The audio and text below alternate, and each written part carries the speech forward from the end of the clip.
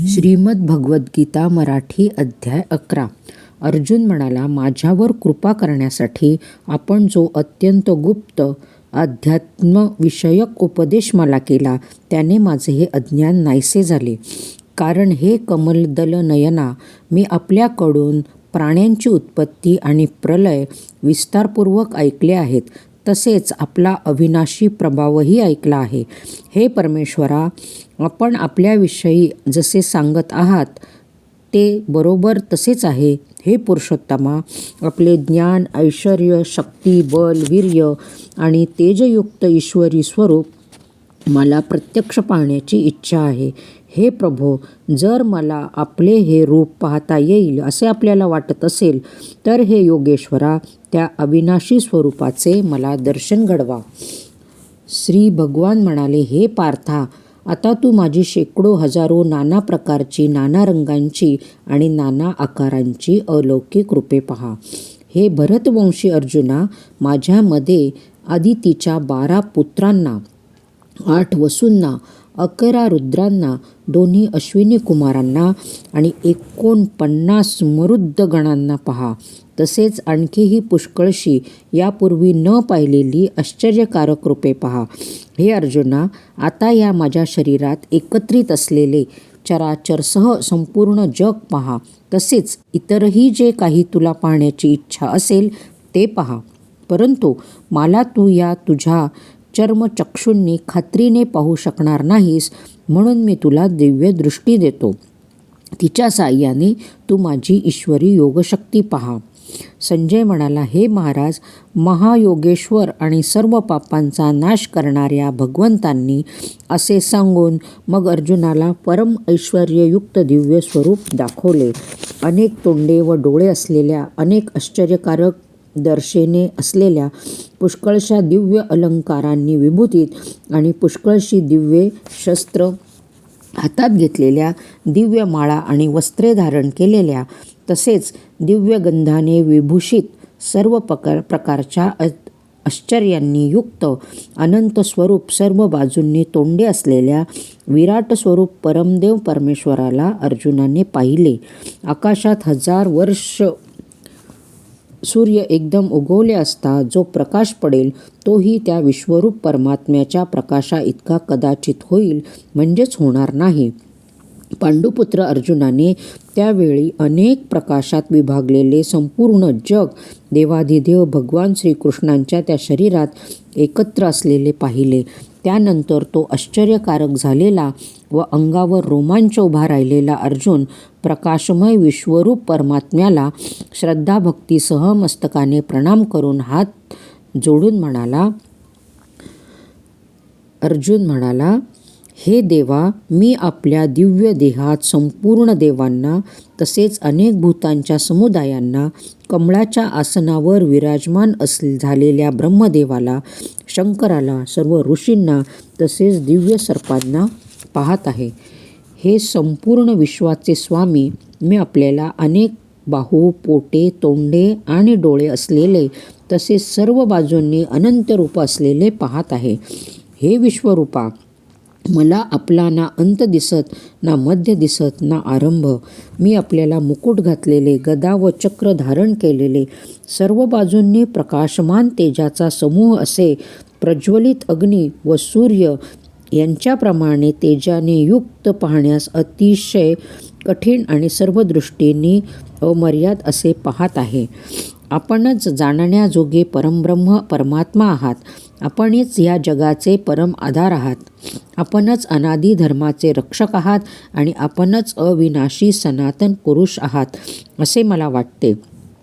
आपण आदी, मध्य आणि अंत्य नसलेले, अनंत सामर्थ्याने युक्त, अनंत बाहू असलेले, चंद्र व सूर्य हे ज्यांचे नेत्र आहेत, पेटलेल्या अग्नीसारखे ज्यांचे मुख आहे आणि आपल्या तेजाने या जगाला तापविणारे असे आहात असे मला दिसते. हे महात्मन, हे स्वर्ग आणि पृथ्वी यांच्यामधील आकाश आणि सर्व दिशा फक्त आपण एकट्यानेच व्यापून टाकले आहेत. आपले हे अलौकिक आणि भयंकर रूप पाहून तिन्ही लोक अत्यंत भयभीत झालेले आहेत. तसेच देवांचे समुदाय आपल्यात शिरत आहेत आणि काही भयभीत होऊन हात जोडून आपल्या नावांचे व गुणांचे वर्णन करीत आहेत. तसेच महर्षी व सिद्धांचे समुदाय सर्वांचे कल्याण हो अशी मगलाशा करून उत्तमोत्तम स्तोत्रे म्हणून आपली स्तुती करत आहोत. 11 रुद्र, 12 आदित्य, तसेच 8 वसु, साध्यगण, विश्वदेव, 2 अश्विनी कुमार, मरुदगण आणि पितरांचे समुदाय, तसेच गंधर्व, यक्ष, राक्षस आणि सिद्धांचे समुदाय आहेत. ते सर्वच चकित होऊन आपल्याकडे पाहत आहेत. हे महाबाहो, आपले अनेक तोंडे, अनेक डोळे, अनेक हात, मांड्या व पाय असलेले, अनेक पोटांचे आणि अनेक दाढांमुळे अतिशय भयंकर असे महान रूप पाहून सर्व लोक व्याकुळ होत आहेत. तसेच मीही व्याकुळ होत आहे. कारण हे विष्णू, आकाशाला जाऊन भिडलेल्या तेजस्वी, अनेक रंगाने युक्त पसरलेली तोंडे व तेजस्वी विशाल डोळे यांनी युक्त अशा आपल्याला पाहून भयभीत अंतःकरण झालेल्या माझे धैर्य व शांती नाहीशी झाली आहे. दाढांमुळे भयानक व प्रलय काळाच्या अग्नीसारखी प्रज्वलित आपली तोंडे पाहून मला दिशा कळेनाशा झाल्या असून माझे सुखही हरपले आहे. म्हणून हे देवाधिदेव, हे जगन्निवासा, आपण प्रसन्न व्हा. ते सर्व धृतराष्ट्राचे पुत्र राजसमुदायासह आपल्यात प्रवेश करीत आहेत आणि पितामह भीष्म, द्रोणाचार्य, तसेच तो कर्ण आणि आमच्या बाजूच्याही प्रमुख योद्ध्यांसह सगळेच आपल्या दाढांमुळे भयंकर दिसणाऱ्या तोंडात मोठ्या वेगाने धावत धावत घुसत आहे आणि कित्येक डोकी चिरडलेले आपल्या दातांच्या फटीत अडकलेले दिसत आहे. ज्याप्रमाणे नद्यांचे पुष्कळसे जलप्रवाह स्वाभाविकच समुद्राच्याच दिशेने धाव घेतात, अर्थात समुद्रात प्रवेश करतात, त्याचप्रमाणे ते मनुष्य लोकातील वीर आपल्या धडाडून पेटलेल्या तोंडात शिरत आहे. जसे पतंग मोहाने मरून जाण्यासाठी पेटलेल्या अग्नीत अतिशय वेगाने धावत शिरतात, तसेच हे सर्व लोकही स्वतःच्या नाशासाठी आपल्या तोंडात अतिशय वेगाने धावत प्रवेश करीत आहेत. आपण त्या सर्व लोकांना प्रज्वलित तोंडांनी गिळत गिळत सर्व बाजूंनी वारंवार चाटत आहात. हे विष्णू, आपला प्रखर प्रकाश सर्व जगाला तेजाने पूर्ण भरून तापवित आहे. मला सांगा की भयंकर रूप धारण करणारे आपण कोण आहात? हे देवश्रेष्ठा, आपणाला नमस्कार असो. आपण प्रसन्न व्हा. आदिपुरुष अशा आपल्या मी विशेष रीतीने जाणू इच्छितो, कारण आपली ही करणी मला कळत नाही. श्री भगवान म्हणाले, मी लोकांना नाश करणारा वाढलेला महाकाल आहे. यावेळी ह्या लोकांच्या नाशासाठी मी प्रवृत्त झालो आहे. म्हणून शत्रुपक्षीय सैन्यात जे योद्धे आहेत ते सर्व तुझ्याशिवायही राहणार आहेत. म्हणजेच तू युद्ध केले नाहीस तरी या सर्वांचा नाश होणार. म्हणूनच तू उठ, यश मिळव, शत्रूंना जिंकून धनधान्य संपन्न राज्याचा उपभोग घे. हे सर्व शूरवीर आधीच माझ्याकडून मारले गेले आहेत. हे सव्यासासी तू फक्त निमित्त मात्रच हो. द्रोणाचार्य आणि पितामह भीष्म, तसेच जयरथ आणि कर्ण, त्याचप्रमाणे माझ्याकडून मारल्या गेलेल्या इतरही पुष्कळ शूर योद्ध्यांना तू मार, भिवू नकोस. युद्धात खात्रीने तू शत्रूंना जिंकशील, म्हणून युद्ध कर.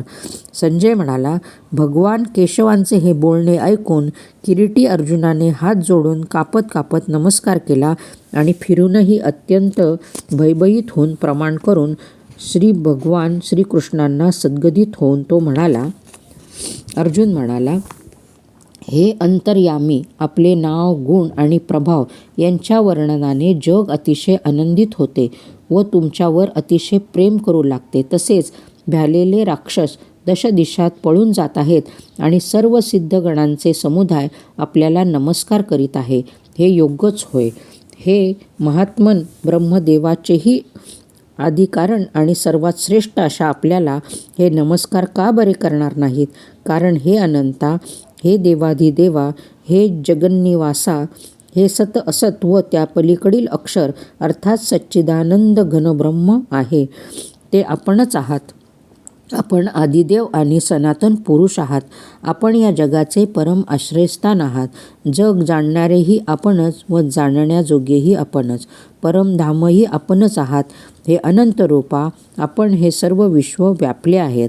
आपण वायू, यमराज, अग्नी, वरुण, चंद्र, प्रजेचे स्वामी ब्रह्मदेव आणि ब्रह्मदेवाचेही जनक आहात. आपल्याला हजारो वेळा नमस्कार. नमस्कार असो आपणाला. आणखीही वारंवार नमस्कार नमस्कार असोत. हे अनंत सामर्थ्यशाली, आपल्याला पुढून व मागूनही नमस्कार. हे सर्वात्मका, आपल्याला सर्व बाजूंनीहीच असो, कारण अनंत प्रकाश पराक्रमशाली अशा आपण सर्व जग व्यापले आहेत, म्हणून आपण सर्वरूप आहात. आपला हा प्रभाव न जाणल्यामुळे आपण माझे मित्र आहात असे मानून प्रेमाने किंवा चुकीने मी हे कृष्णा, हे यादवा, हे सख्या असे जे काही विचार न करता मुद्दाम म्हटले असेल, आणि हे अच्युता, माझ्याकडून विनोदासाठी फिरताना, झोपताना, बसल्यावेळी आणि भोजन इत्यादी करताना आपला एकांतात किंवा त्या मित्रांच्या समक्ष जो अपमान झाला असेल, त्या सर्व अपराधांची अचिंत प्रभावशाली अशा आपणाकडे मी क्षमा मागत आहे. आपण या चराचर जगताचे जनक आहात. तसेच सर्वश्रेष्ठ गुरु व अत्यंत पूजनीय आहात. हे अतुलनीय प्रभावा, त्रैलोक्यात आपल्या बरोबरीचाही दुसरा कोणी नाही. मग आपल्याकडून श्रेष्ठ असा कसा असू शकेल? म्हणूनच हे प्रभो, मी आपल्या चरणांवर शरीराने लोटांगण घालून नमस्कार करून स्तुत्या अशा आपण ईश्वराने प्रसन्न व्हावे म्हणून प्रार्थना करीत आहे. हे देवा, वडील जसे पुत्राचे मित्र, जसे मित्राचे आणि पती जसे आपल्या प्रियतम पत्नीचे अपराध सहन करतात, तसेच आपणही माझे अपराध सहन करण्यास योग्य आहात. पूर्वी न पाहिलेले आपले हे आश्चर्यकारक रूप पाहून मी आनंदित झालो आहे आणि माझे मन भीतीने अतिशय व्याकुळही होत आहे. म्हणून आपण मला हे चतुर्भुज विष्णुरूपच दाखवा. हे देवशा, हे जगनिवासा, प्रसन्न व्हा. मी पहिल्यासारखेच आपणाला मुकुट धारण केलेले, तसेच गदा आणि चक्र हातात घेतलेले पाहू इच्छितो. म्हणून हे विश्वस्वरूपा, हे सहस्रबाहो, आपण त्याच चतुर्भुज रूपाने प्रकट व्हा. श्री भगवान म्हणाले, हे अर्जुना, मी तुझ्यावर अनुग्रह करण्यासाठी आपल्या योगशक्तीच्या प्रभावाने हे माझे परम तेजोमय, सर्वांचे अगदी सीमा नसलेले विराट रूप तुला दाखवले. हे तुझ्याशिवाय दुसरे कोणीही यापूर्वी पाहिले नव्हते. हे अर्जुना, मानव लोकात अशा प्रकारच्या विश्वरूपधारी मी वेदांच्या आणि यज्ञांच्या अध्ययाने, दानाने, वैदिक कर्मांनी आणि उग्र तपश्चर्यांनीही तुझ्याखेरीज दुसऱ्याकडून पाहिला जाणे शक्य नाही. माझे या प्रकारचे हे भयंकर रूप पाहून तू भयभीत होऊ नकोस किंवा गोंधळून जाऊ नकोस. तू भीती सोडून प्रतियुक्त अंतःकरणाने तेच माझे हे शंख, चक्र, गदा, पद्म धारण केलेले चतुर्भुज रूप पुन्हा पहा.